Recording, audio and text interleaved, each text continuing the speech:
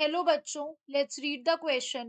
Ethylene is said to be a flat molecule because carbon atom lie in the same plane. Hydrogen atom are at right angle to the carbon atom. Each carbon atom shows sp2 hybridization. All six atoms lie in the same plane. The key concept is ethylene.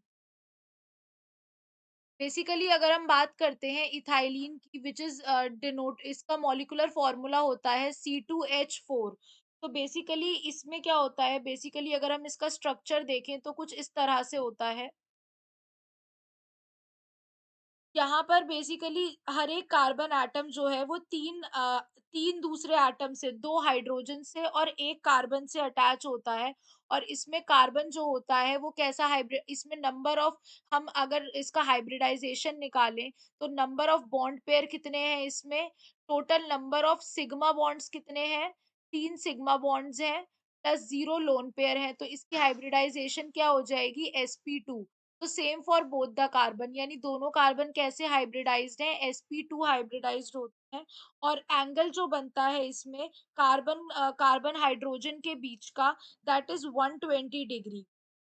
तो यहाँ पर जितने भी atoms हैं वो सब एक ही plane में लाई कर रहे हैं। All atoms lie in one plane, lie in one plane। तो बेसिकली और एंगल जो बन रहा है दैट इज ऑफ 120 डिग्री। तो यहाँ पर अगर हम देखें तो इनका जो इथाइलीन का मॉलिक्यूल जो होता है ये कैसा होता है, ये प्लेनर मॉलिक्यूल होता है। कैसा होता है हमारा, प्लेनर मॉलिक्यूल होता है। और जो कार्बन एटम्स है ये भी किस में है, हमारे सेम प्लेन में लाई करते हैं।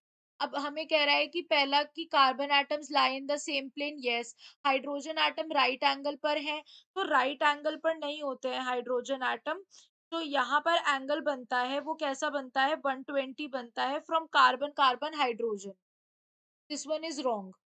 sp2 हाइब्रिडाइज्ड होते हैं, सारे एटम सेम प्लेन में लाई करते हैं। करेक्ट आंसर क्या हो जाएगा, ए, सी और D. Hope you guys understand. Thank you.